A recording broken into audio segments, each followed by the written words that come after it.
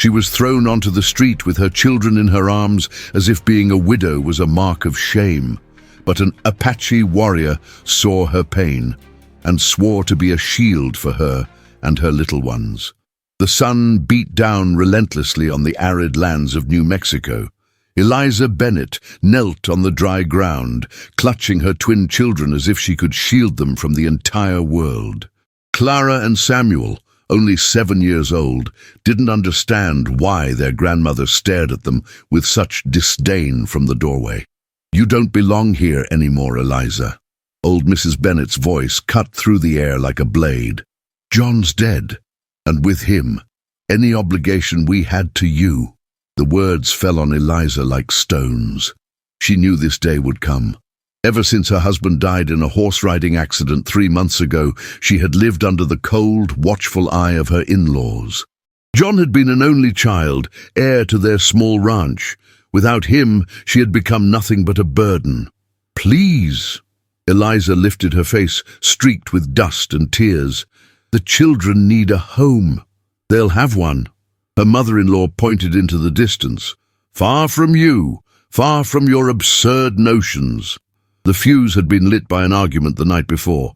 Eliza had dared to say she would teach her children to respect all cultures, including those of Native Americans. To the Bennett family, this was unacceptable. A woman without property or noble blood would not dictate how their grandchildren were raised. "Mommy!" Clara tugged at her mother's skirt with a trembling little voice. "Why is Grandma angry?" Eliza swallowed her tears. She kissed her daughter's forehead and slowly rose, still holding Samuel. The boy hadn't spoken since his father's death, just clung to her with huge, frightened eyes. "Come on, my darlings." Her voice came out firmer than she expected. "Let's find our true home."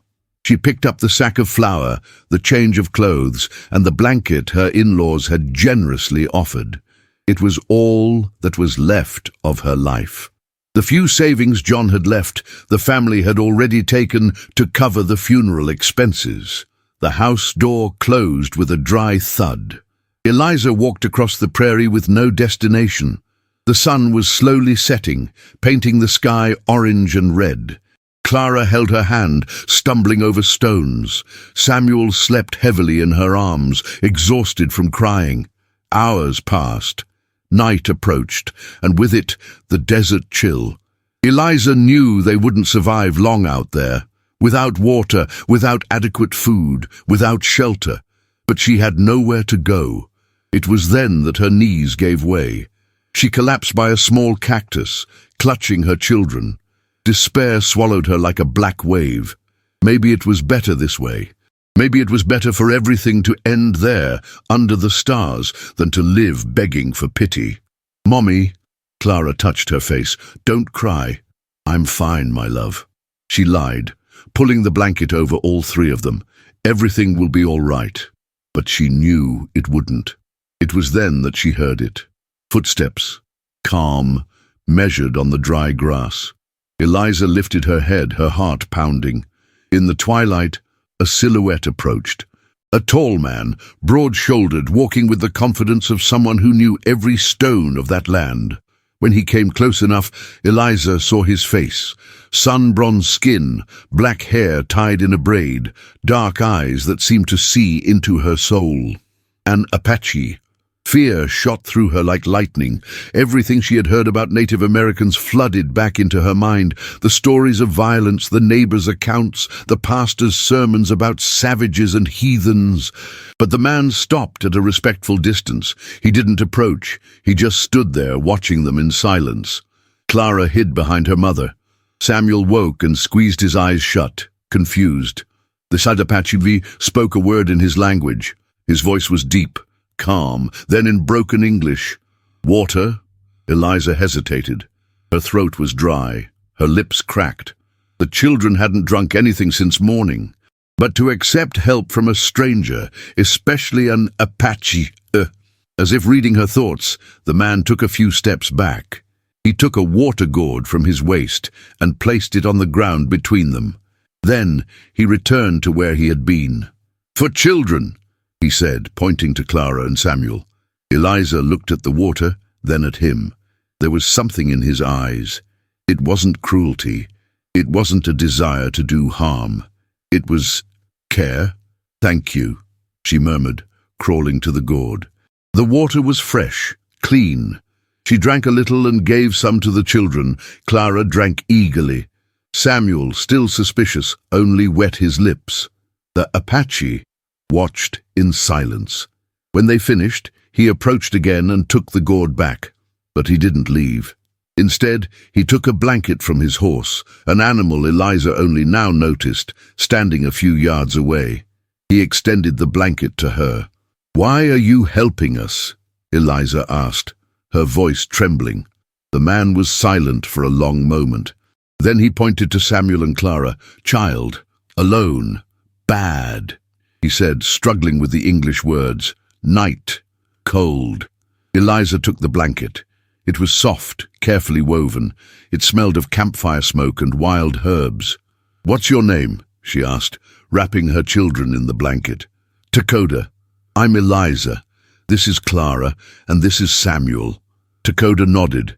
Then he took a piece of jerky from his pocket and offered it to the children. Clara looked at her mother, asking for permission. Eliza hesitated, but Dakota's sincere gaze convinced her. "You can eat it, darling." The meat was salty, but it was food. Clara chewed slowly, her eyes fixed on Dakota. Samuel took a tiny piece and sniffed it before tasting it. "Do you have family?" Eliza asked. Dakota's face clouded over. He touched a necklace around his neck, small wooden beads, and a feather. "Had," he said simply. Eliza understood. The pain in his eyes was familiar. It was the same pain she had carried since John's death. Night fell completely. Dakota lit a small fire with quick, precise gestures. The flames danced, warming the small circle where they sat. Clara snuggled into her mother's lap, finally relaxed. Samuel, surprisingly, was watching Dakota with curiosity. "Why doesn't your son speak?" Dakota asked, discreetly pointing to Samuel. "Since his father died." Eliza stroked the boy's hair. "He hasn't spoken to anyone." Dakota nodded, understanding. He took something from his pocket, a small, smooth stone amulet. "For nightmares," he said, extending it to Samuel. "Bad spirits. Go away." Samuel looked at the object, then at Dakota. Slowly he extended his little hand and took the amulet. "Thank you," he whispered, the first word he had spoken in months. Eliza's eyes widened, tears streamed down her face. Dakota smiled, a small, genuine smile. "He is strong," Dakota said. "Just needs time." They spent the night around the campfire. Dakota stayed awake, watching. Eliza slept little, still wary, but for the first time in months she felt safe. When the sun rose, painting the desert gold, Dakota stood up. "I go now," he said. "Wait!" Eliza stood up quickly. "Where do we go? We have nowhere to go." Dakota studied her for a long moment. His dark eyes seemed to measure her determination, her strength. "There is place," he said finally. "In the hills. Safe. You would take us, if you want to come." Eliza looked at her children. Clara was awake, playing with small stones. Samuel held the amulet to his chest. For the first time since her husband's death, they seemed at peace. "Yes," she said, her voice firm. "We want to go." Dakota nodded. He extinguished the fire and gathered his things. Then he looked at Samuel. "Want to ride on horse?" The boy's eyes lit up. He nodded shyly. Dakota carefully lifted him and placed him on the animal's back. Samuel clung to the mane, smiling, the first genuine smile since the tragedy. "Mommy, look!" Clara clapped her hands. "Samuel is smiling." Eliza felt her heart warm. Maybe, just maybe, this strange turn in her life was the beginning of something better. Dakota helped her climb onto the horse, behind Samuel. Clara rode in front, between Dakota's arms. It was an intimate, almost familiar position. Eliza felt the warmth of his back, the smell of earth and sky emanating from him. "Where are we going?" she asked. "Home," Dakota said, lightly touching the horse's flanks. "Our home now." As they rode across the prairie, Eliza looked back one last time. The Bennett Ranch was just a dot on the horizon. Her previous life, a painful memory fading away. Ahead, the hills rose like promises of an uncertain future, but full of possibilities. Beside her, a man she barely knew, but who had already shown more care for her and her children than her own family. In the silent words of the wind, Eliza heard something she hadn't felt in a long time: hope. The shelter Dakota called home was hidden among red rocks, protected by a natural overhang that formed a kind of open cave. Eliza dismounted and looked around, surprised. The place was simple but organized. A central campfire surrounded by smooth stones, animal skins spread out as beds, hunting tools hung with care. "Is this where you live?" Clara asked, her eyes wide with curiosity. Dakota nodded, setting Samuel down. The boy still held the amulet tightly, as if it were a magic talisman. "For now," Dakota looked at Eliza, "until I build another place, for bigger family." The words made Eliza's heart beat faster. Bigger family, as if they were already a family. In the days that followed, Eliza discovered a whole new world. Dakota woke before dawn, always in silence, as if he didn't want to break the morning's peace. He hunted small animals, gathered edible roots, knew every water source in the hills. The children adapted faster than she imagined. Clara, who was once shy and scared, now followed Dakota everywhere, asking 1,000 questions. He answered with infinite patience, teaching her to recognize animal tracks, to listen to the sounds of nature. "Listen." Dakota held Clara's little hand against the ground. "Rabbit. There." Clara closed her eyes, concentrating. "I hear it. I hear the little steps." Samuel was more reserved, but Eliza saw how he watched Dakota with growing admiration. The man had a special way with the boy. He never forced conversation, just included Samuel in his daily activities. He taught him to tie knots, to find dry firewood, to care for the horse. "Why doesn't he talk much?" Clara asked one afternoon while Dakota was hunting. "Because he doesn't need to." Eliza stroked her daughter's hair. "Some people speak with their hands, with their eyes, with their hearts. Like Daddy Dakota." Eliza felt a tightening in her chest. Daddy Dakota. Clara had started calling him that naturally, without anyone suggesting it. "He's not our father, darling, but he takes care of us like a father." Clara stared at her with that strange wisdom of children. "And you look different when you look at him." "Different how?" "Less sad. Your eyes sparkle." Eliza looked away, embarrassed. Was it true? Was she changing? That night, as she prepared dinner with the roots Dakota had collected, she watched him secretly. He was teaching Samuel how to make a small trap out of branches. His hands were large but delicate, his gestures precise and careful. Like this. Dakota guided Samuel's little hands. Patience, haste, scares away prey. Samuel nodded, concentrating. Then he looked at Dakota and for the first time smiled openly. "Thank you, Daddy Dakota." Eliza almost dropped the pan.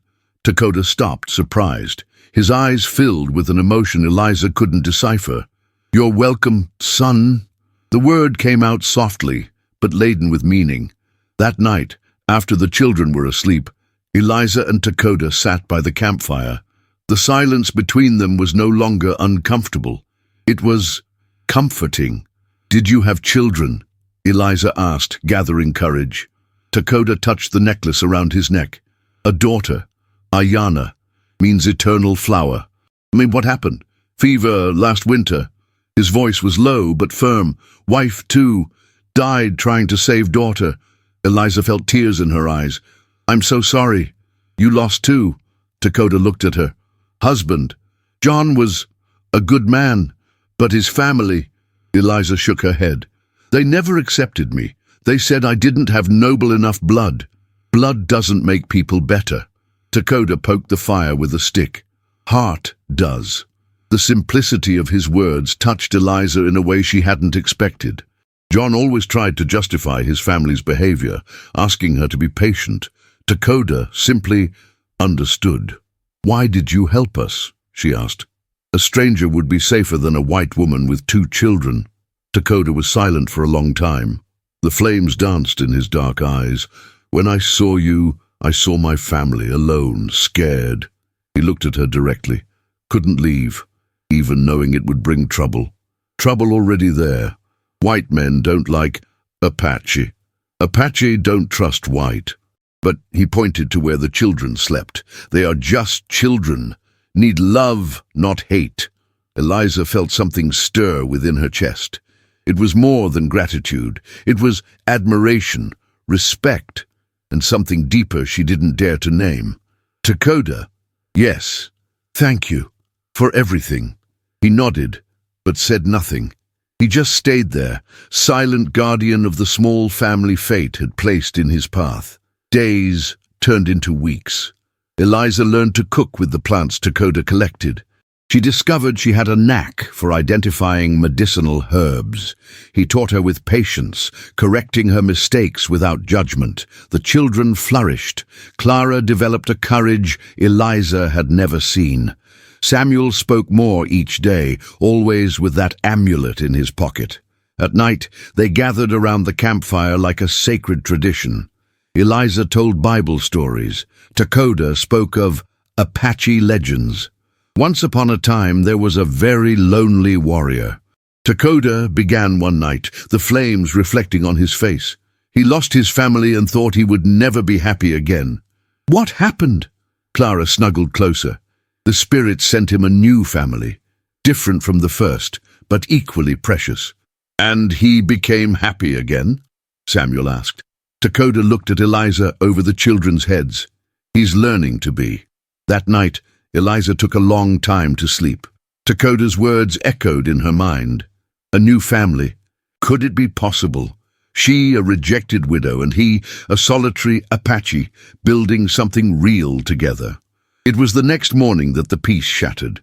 Eliza was washing clothes in a nearby creek when she heard the sound of approaching horses.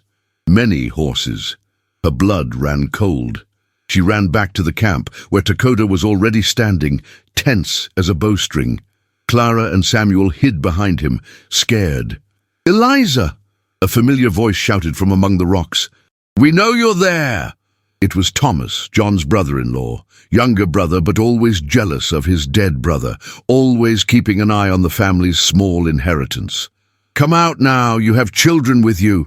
Eliza looked at Dakota. He shook his head, motioning for her to stay where she was.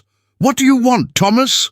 Eliza shouted back. "I've come for my niece and nephew. You handed them over to a savage." The word savage came out like a spit. Eliza saw Dakota's jaw tighten. "They're well cared for. By a murdering Indian. Eleanor Bennett is sick with worry." A lie. Her mother-in-law only wanted the children because of the inheritance John had left them in his will. Thomas appeared between the rocks, accompanied by 5 armed men. All of them looked at Dakota with contempt and fear. "Step away from the children, Indian." Thomas pointed a gun at Dakota. Slowly. "No," Clara cried, clinging to Dakota's leg. "He's not bad. He takes care of us." "Shut up, girl." Thomas advanced. "You're confused. This man has bewitched you." No one was bewitched. Eliza stood between Thomas and her family. Her family. "Dakota saved us. He gave us shelter when you threw us out. We didn't throw anyone out. We offered the children a new home. Without me. You chose a savage instead of your own family. I chose dignity." Eliza felt a strength growing inside her. "I chose a man who treats my children with love instead of interest." Thomas turned red with rage. "You're crazy, living in sin with a pagan." "Careful." Dakota's voice was low, dangerous. "Do not offend, lady." "Or what, Redskin? You gonna scalp me?" Dakota took a step forward. His eyes were pure fire. "Thomas, stop." Eliza placed herself between the 2 men. "Please." "Come, Eliza." Thomas lowered his gun slightly. "Bring the children. Let's go home. This is our home. Don't be ridiculous. You're a white Christian woman. You can't live like a savage. I can live as I want. Not with the Bennett children." The threat hung in the air like toxic smoke. Thomas was right. He could use the law to his advantage. A white judge would never leave children with an Apache. Mama, Samuel tugged Eliza's skirt. We don't want to leave. I know, darling. We like Daddy Takoda, Clara said, defiant. He's better than you. Thomas made a face of disgust. See, they're completely lost. They're calling an Indian Daddy. He's more of a father to them than you ever were, Eliza exploded. Where were you when John died, when I needed help? Takoda found us abandoned in the desert and saved us. He seduced you, Eliza. You're under his influence. The only influence he has is love, something you've never understood. Thomas looked at the other men. All of them seemed uncomfortable with the situation. Perhaps they expected to find a frightened woman begging to return, not a determined woman defending her choice. Last chance, Eliza. Thomas reloaded his gun. Come with us, or we'll take the children by force. Takoda moved slightly, positioning himself better to protect the family. Eliza saw the tension in his muscles, the determination in his eyes. He would fight for them, perhaps even die for them, and she couldn't allow that. All right, she said, her voice broken. All right. No, Clara cried. We don't want to go. Mommy, please. Samuel began to cry. Eliza knelt before her children, her heart shattered. Sometimes we have to do difficult things to protect those we love. She looked at Takoda. His dark eyes were full of pain, but also understanding. He knew she was trying to save him. I'll come back, she whispered to him. Somehow, I'll come back. Takoda nodded, almost imperceptibly. I will wait, he whispered back. Always. Thomas smiled, satisfied. Finally, some common sense. Get your things. Eliza gathered her few possessions. The children cried, clinging to Takoda. He knelt down, whispering something in Apache to each of them. Then he took the necklace from his neck and placed it on Samuel. To remember, he said. Family, never lost. Thomas pulled Eliza by the arm. Enough drama, let's go. As they walked away, Eliza looked back one last time. Takoda stood among the rocks, a solitary figure against the red evening sky. He didn't move until they disappeared completely. On the way back, Clara and Samuel didn't stop crying. Thomas tried to console them with promises of candy and toys, but they only wanted to return to Daddy Takoda. Eliza rode in silence, her heart broken.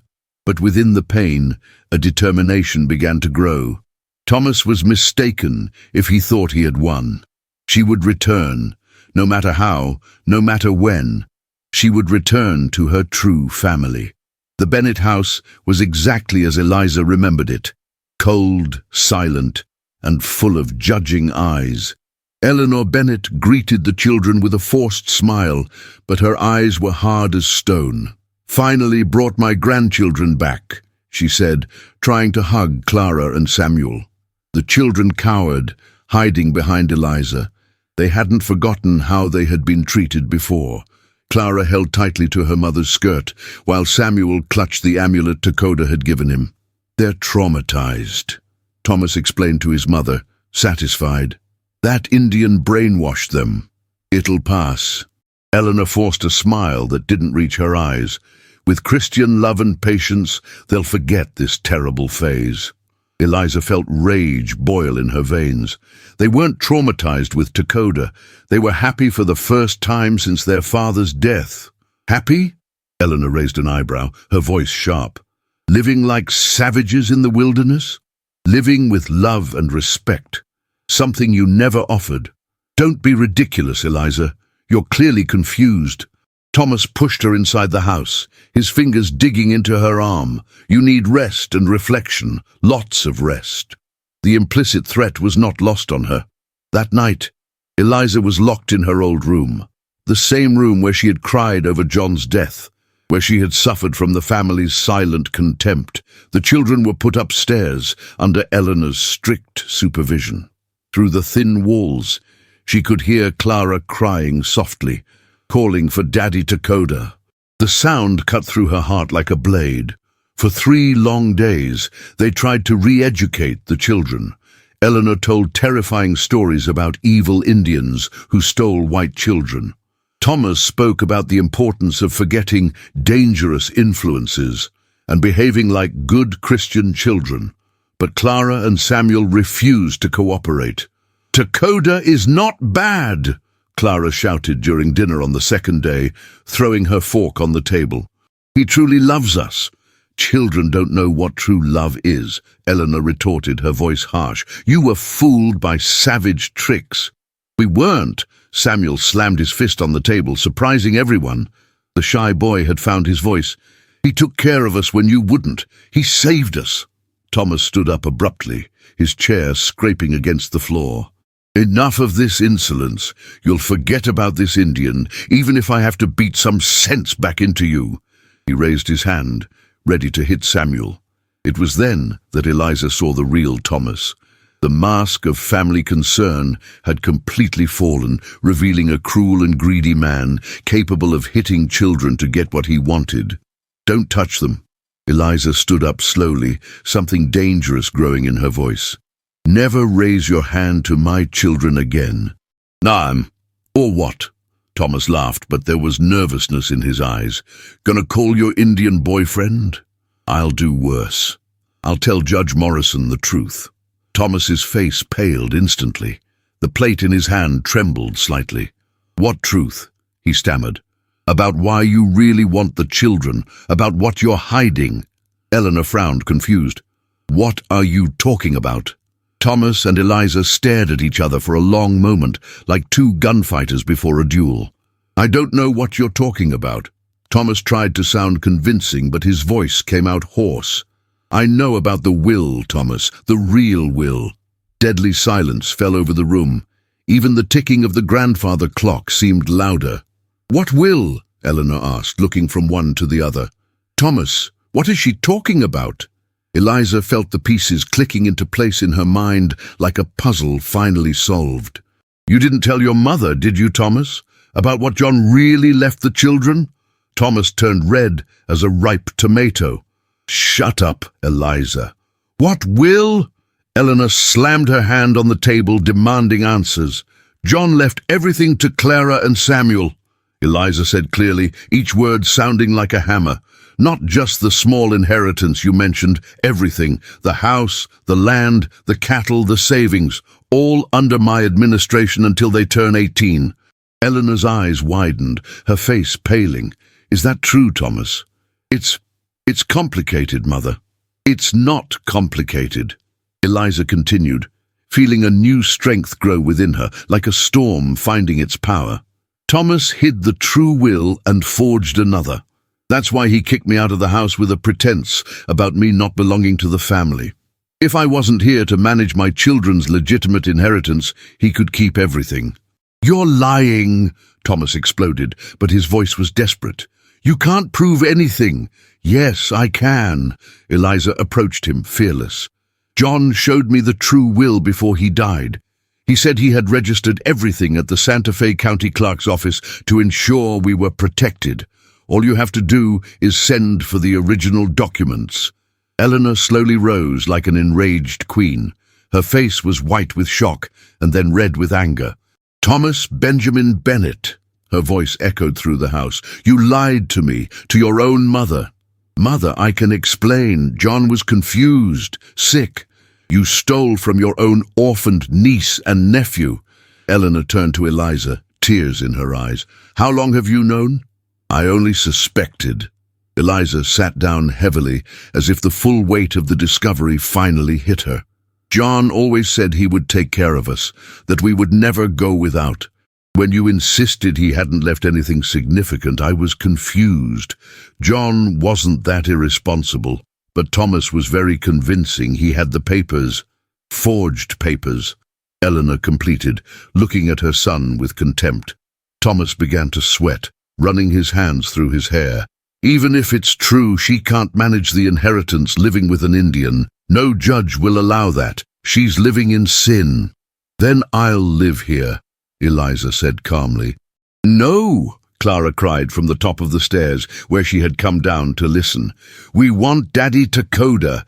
We don't want to be without him." "I want him too, my love." Eliza went upstairs and took her daughter into her arms. But sometimes we have to choose what's best for the family. If we stay here, you'll have the inheritance Daddy John left you. You can get an education, have a good life. But without Daddy Takoda. Samuel appeared at the top of the stairs, his face wet with tears. Maybe we can find a way for you to be together, Eleanor said softly, surprising everyone. Thomas turned to his mother, incredulous. You can't be serious. I'm talking about doing what's right. Something you've clearly forgotten how to do. That night, after everyone had retired in tension and silence, Eliza stayed awake planning. She had a legitimate inheritance for the children. This changed everything. But how to prove Thomas's fraud without putting Takoda in danger? How to reunite her family without losing the children's legal rights? It was then that she heard a strange sound at the window.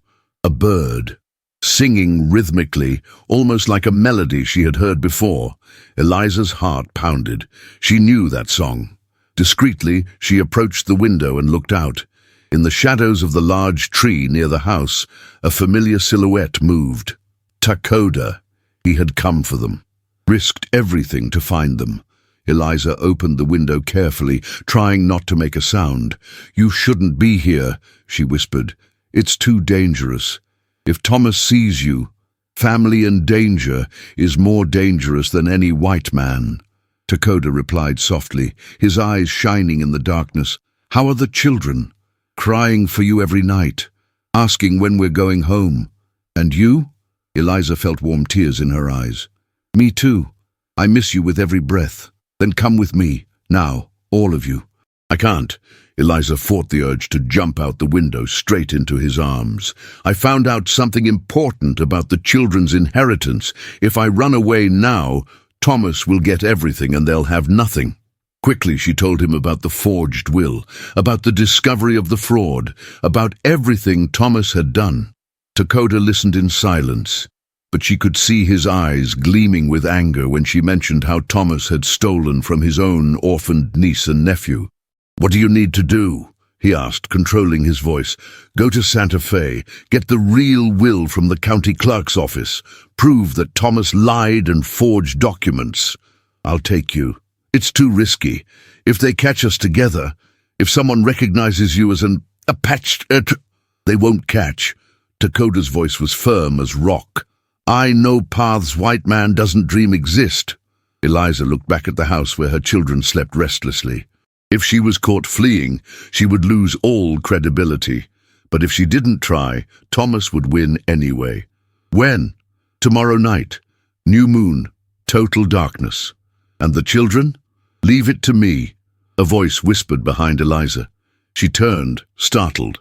Eleanor stood in the bedroom doorway in her nightgown, but completely awake. Mrs. Bennet, Eliza began. I heard everything. Eleanor approached the window and looked at Takoda. You're the Apache. Takoda nodded gravely. I am. Is it true you take good care of the children, as if they were my own blood? Eleanor studied his face for a long moment. Go get the documents. I'll take care of them while you're gone. Why? Eliza asked, surprised.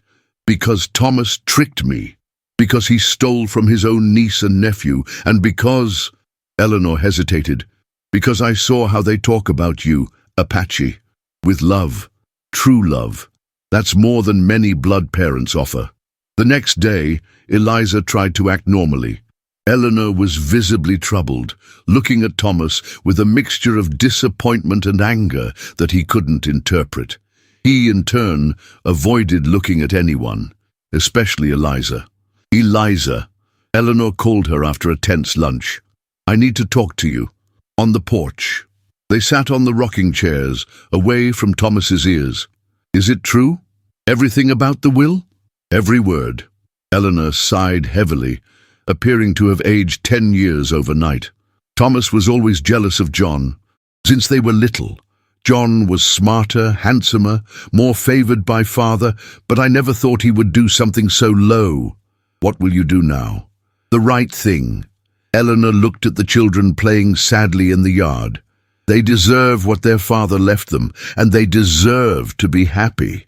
And about Takoda? Eleanor hesitated for a long time. I can't say I completely approve.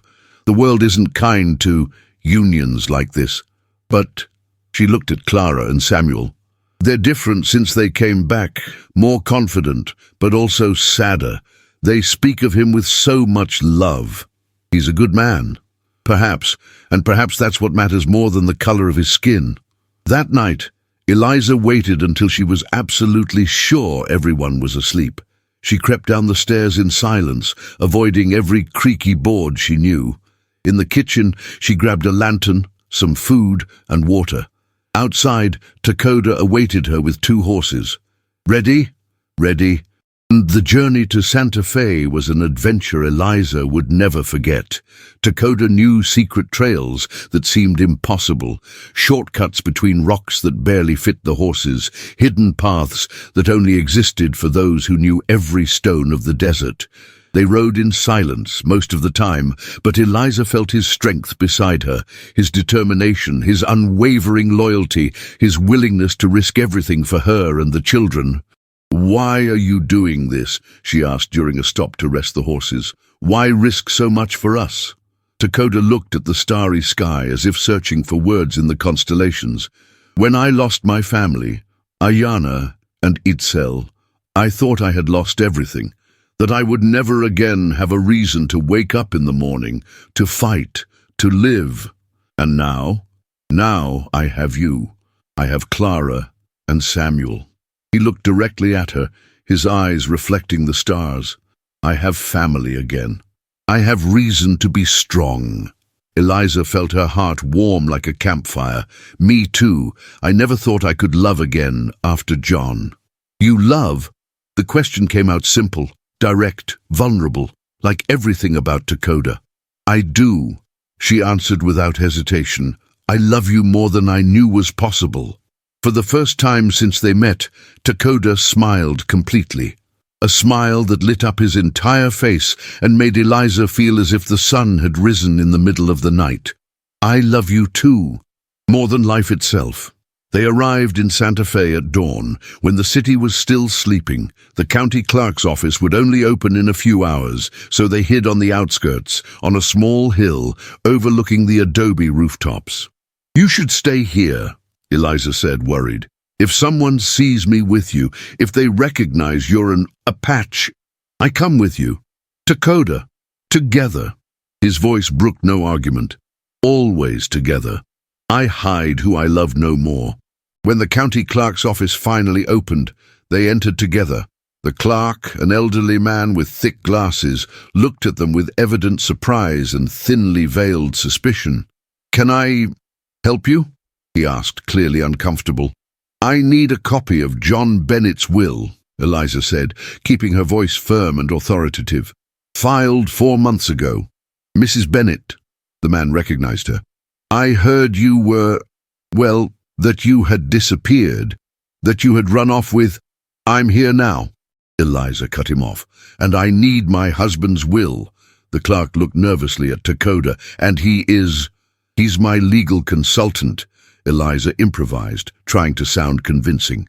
Takoda nodded solemnly, playing the part with natural dignity. After much searching and grumbling, the clerk found the document. Eliza read it quickly and felt relief flood her like a warm wave. It was all there, exactly as John had said. The house, the land, the cattle, the savings, all left to Clara and Samuel under her administration until they came of age. "I need 5 certified copies," she said firmly. "That will cost—" Eliza paid with the last coins she had, plus a small jewel she had hidden. The price didn't matter. Those papers were worth more than gold for her children's future. The return journey was tenser. Thomas had probably already discovered her absence. They would have to be extremely careful. It was then that they heard the unmistakable sound of horses behind them, still distant, but approaching. "They found us," Takoda said, tense as a bowstring. "What do we do?" "We run, and hope we're faster." The chase that followed was the most terrifying thing Eliza had ever experienced. Thomas had brought 6 armed men, all on fresh horses. They knew the main trails, but Takoda knew the secret ones, the impossible shortcuts, the paths only the Apache had discovered in centuries of living in the desert. For hours they rode, jumping rocks, descending ravines, crossing rivers. Finally they managed to lose them in a labyrinthine canyon where echoes confused sounds and tracks were lost on solid rock. "We need to go back soon," Eliza said, breathless. "The children must be terrified." "We'll go back, but not alone." Takoda led her to a small Apache village hidden in the mountains. There were only a few families, but Eliza immediately felt the respect and affection they had for Takoda. "They are my blood brothers," Takoda explained. "They will help us." That night, sitting around the campfire with the other Apache, Eliza felt strangely at home. The women were kind to her, teaching her words in their language. The children were curious but respectful. An elder with white hair spoke at length with Takoda in Apache, gesturing in her direction. "What is he saying?" she asked. "That you have the eyes of a warrior, that you will fight for your children like a mother bear protects her cubs. And you? What did you say to him? That you are my woman, that Clara and Samuel are my children, that I will protect you with my life if necessary. And he approves." Takoda smiled. "Says I am lucky man." The next day they returned to the Bennett ranch, but not alone. 5 Apache warriors accompanied them, staying hidden in the nearby hills, ready to intervene if necessary. Eleanor ran to meet them when they arrived, her face full of relief. "Thank God you're safe. Thomas is furious. He said you ran off with stolen documents, that he's going to send the sheriff after you." The only stolen documents were the ones he forged. Eliza showed the copies of the true will. "This is proof of everything." Thomas appeared at the house door, his face contorted with hatred and despair. "You! How dare you come back here after running off with that savage?" "This is my home now," Eliza said with deadly calm. "My children's legitimate inheritance. Those are fakes, forged documents." "No," Eliza stepped forward, fearless. "These are certified copies from the Santa Fe County Clerk's office. You forged documents, Thomas, and that's a federal crime." Eleanor took the will and read it quickly, her eyes filled with tears of anger and shame. "Oh my God, John really left everything to the children, everything." "That means nothing," Thomas cried, desperate. "She's living in sin with a savage. No judge will let a woman like that raise Christian children." "Judge Morrison will allow it." A new, authoritative voice interrupted. Everyone turned. Judge Morrison himself was on the road, accompanied by 2 armed deputies and 3 other men Eliza recognized as respectable citizens of the town. "Judge Morrison?" Eleanor looked confused. "What are you doing here?" "I received a very detailed anonymous tip about document forgery and fraud against orphaned minors." The judge dismounted his horse with authority. "I came to investigate personally." Eliza looked at Takoda, surprised. He nodded slightly. He had sent one of the warriors to alert the judge during the night. "This woman is lying." Thomas tried to defend himself, but his voice came out desperate. "She stole documents from the county clerk's office." "On the contrary," the judge carefully examined the papers. "These documents are completely legitimate and very, very different from the version you presented to me 3 months ago, Mr. Bennett." The color completely drained from Thomas's face. I can explain. There was a mistake." "You'll have to explain to a jury." The judge motioned to the deputies. "Thomas Bennett, you are under arrest for forging legal documents, attempted fraud, and misappropriation of minors' inheritance." As the deputies handcuffed Thomas, he yelled at Eliza, "You think you've won? No decent white woman can live with an Indian. I'm going to spread this all over the region. You'll never have peace." "You won't do anything." The judge cut him off coldly. "And as for Mrs. Bennett's personal arrangements, she is free to live as she wishes, with whom she wishes, as long as she properly cares for her children, something you clearly failed to do." After they took Thomas away in handcuffs, the judge addressed Eliza. "Mrs. Bennet, there are some legal formalities to resolve regarding the inheritance, but the documents appear to be in order." "Thank you, Your Honor." The judge looked at Takoda, then back at her. "As for your domestic arrangement, legally, I cannot interfere as long as the children are well cared for, but I suggest discretion.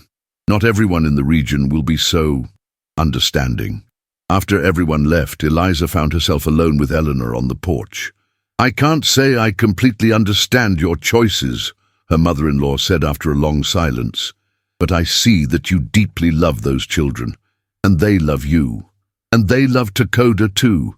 He saved our lives." Eleanor sighed deeply. "Perhaps love truly is more important than social conventions. Perhaps my John was right about you." "What do you mean?" "He always said you had a courageous heart, that you would face any storm to protect your family." Eleanor smiled sadly. "I think I understand now what he saw in you." That afternoon, Eliza packed her bags for the last time. She took only the essentials and the children's toys. The rest she could sell to have enough money to start a truly new life. Clara and Samuel were radiant with joy. "Are we going back to Daddy Takoda?" Clara asked, jumping with excitement. "Yes, forever." "Really forever?" Samuel wanted to be sure, holding the necklace Takoda had given him. "Really forever?"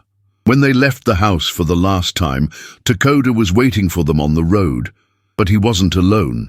There was a white man with him, tall, grey-haired, wearing simple but dignified clothes. "Eliza," Takoda approached. "This is Reverend Williams, from Santa Fe." The pastor smiled gently, his eyes shining with genuine kindness. "I heard your story, Mrs. Bennet, all of it. I came here to... Well, if you wish, I can solemnize your union before God." Eliza's eyes widened, her heart pounding. You would marry us, officially?" "True love is sacred, regardless of color, origin, or anything men use to divide one another," the pastor said with conviction. "And I see true love here, love that honors God." Eliza looked at Takoda. His dark eyes glowed with deep emotion and hope. "Will you marry me?" he asked simply. "Forever?" "Yes," she answered without hesitation, tears of joy streaming down her face. "Yes, I want to marry you." The ceremony was simple and perfect, right there on the dusty road. Clara and Samuel as emotional witnesses, the mountains as a cathedral, the immense sky as a roof. Takoda spoke his vows first in Apache, then in English, promising to protect and love his new family until the last day of his life. Eliza promised to love him in all the languages she knew and some she was learning. When the pastor declared them husband and wife, Takoda kissed Eliza softly, as if she were made of light. Clara and Samuel clapped and cheered with pure joy. "Now we're a real family," Clara said, hugging both their legs. "Always were," Takoda replied, lifting Samuel into his arms. "From the first day we met." 6 months later, they built a new home in the hills. Larger than the original shelter, with rooms for everyone, a spacious kitchen, and a porch where they could sit every night to watch the sunset. Eliza planted a garden that became famous in the region. Takoda raised and broke horses that people came from far away to acquire. Clara and Samuel attended a small school that Reverend Williams had opened for all the children in the region. White, Apache, Mexican, all learning together. They grew up bilingual, bicultural, knowing they were loved and accepted by two worlds. At night, they still gathered around the campfire as a sacred tradition. Eliza told Bible stories. Takoda spoke of Apache legends. The children asked questions about everything, growing up with open minds and big hearts. One day, Eleanor Bennet came for a visit. She was visibly surprised to see the well-kept home, the happy and healthy children, the evident love between Eliza and Takoda. "They're well," she said, almost surprised with herself. "They are," Eliza confirmed, serving tea on the porch. "We're all well." "I'm sorry," Eleanor said softly, looking at her own hands. "For everything. For allowing Thomas to do that." for not defending you. You're forgiven. What matters is that now we are a real family." Eleanor stayed for dinner and listened to the stories around the campfire. When she left, she promised to visit more often, and she kept her promise, becoming the loving grandmother Clara and Samuel always deserved. That night, Eliza and Dakota sat on the porch, watching the stars that seemed brighter in the mountains. Clara and Samuel slept soundly, Samuel's Koku Apache necklace shining in the moonlight. "Are you happy?" Dakota asked, taking Eliza's hand and intertwining their fingers. "Happier than I ever thought possible in my entire life." Even with all the difficulties, the people who still look at us with suspicion, especially because of them. Eliza smiled, turning to look at him. "They brought us here, made us stronger, brought us to each other." Dakota brought her hand to his lips and kissed it softly like a ritual of gratitude. "I love you, brave woman. I love you, my protective warrior." In the sacred silence of the night, only the sound of the gentle wind in the mountains and the peaceful breathing of their children. A family born of pain, forged in adversity, but built brick by brick with true and unwavering love.